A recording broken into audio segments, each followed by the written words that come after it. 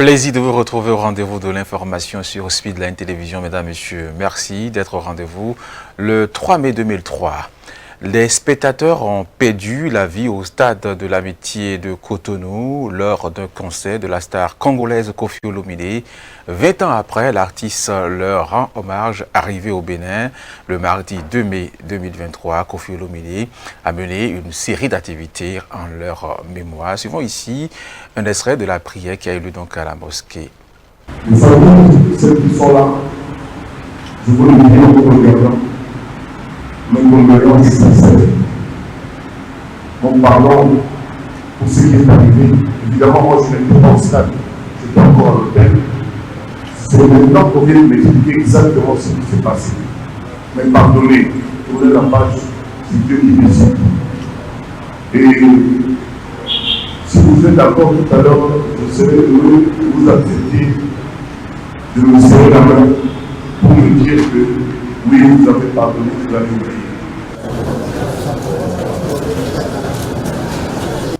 Quand des gens viennent parce qu'ils m'aiment dans un stade pour écouter la bonne musique et qu'ils perdent leur vie, je ne peux pas rester indifférent.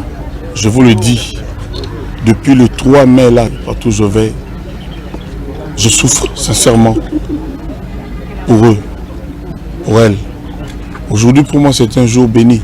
Je suis heureux que tout ceci se soit passé. Je suis heureux d'avoir rencontré les membres des familles à qui je dis mon respect, mes condoléances et je les exhorte au courage. Le souvenir, c'est très important et nous n'avons pas le droit d'adopter une attitude de tristesse aujourd'hui, mais plutôt de joie. C'est la renaissance. Passons à présent au sport. La seconde étape du Tour cycliste du Bénin a connu son apothéose ce mardi, ce 3 plutôt mai 2023, avec une victoire d'étape de l'Algérie. Hamza Assi Yassine a été donc le gagnant de cette phase pour une étape longue de 156 km 24. La course a été donc menée par Curé Rodrigue du Cameroun sur plus de 130 km. Vainqueur des 2 premiers points, le Camerounais sera rejoint et rattrapé par une échappée de 17 coureurs, une course animée à 5 km de l'arrivée avec un trio de tête qui sort de cette échappée. Suivons ici donc quelques réactions du vainqueur. On était deux, moi et Jbelaoui Oussama. On a contrôlé et on a fait une tactique pour ramener le groupe au final. J'ai plus de chances de gagner. On a fait une belle tactique, on a juste surveillé l'adversaire pour ne pas partir. On a contrôlé un peu. Juste à 1 km de l'arrivée, on a sorti moi et Jbelaoui. On est parti 5 mètres.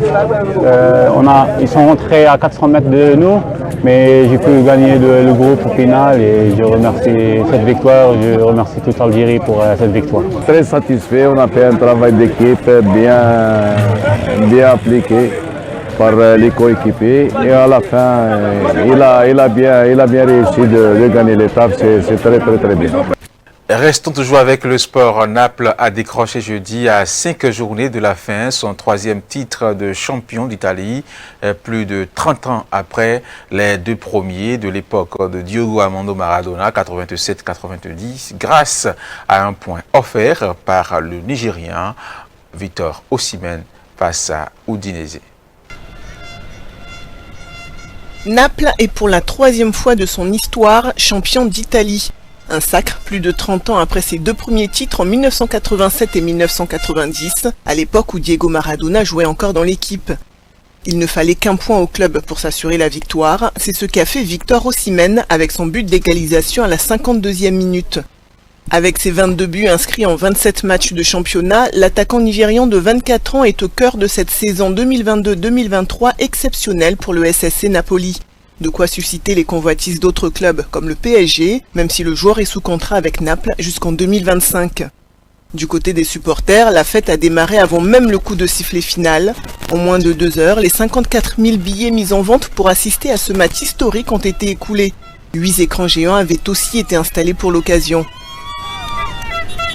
Les festivités vont sans doute se prolonger pour marquer le retour dans le sud de ce titre qui a été monopolisé depuis 22 ans par les trois géants du Nord, la Juventus Turin, l'AC Milan et l'Inter Milan. Au Burkina Faso, le président de la transition, le capitaine Ibrahim Traoré, a appelé jeudi à éviter donc des conclusions hardives, accusant l'armée d'être responsable du massacre de Karma dans le nord du pays, commis le 20 avril par des hommes en uniforme militaire.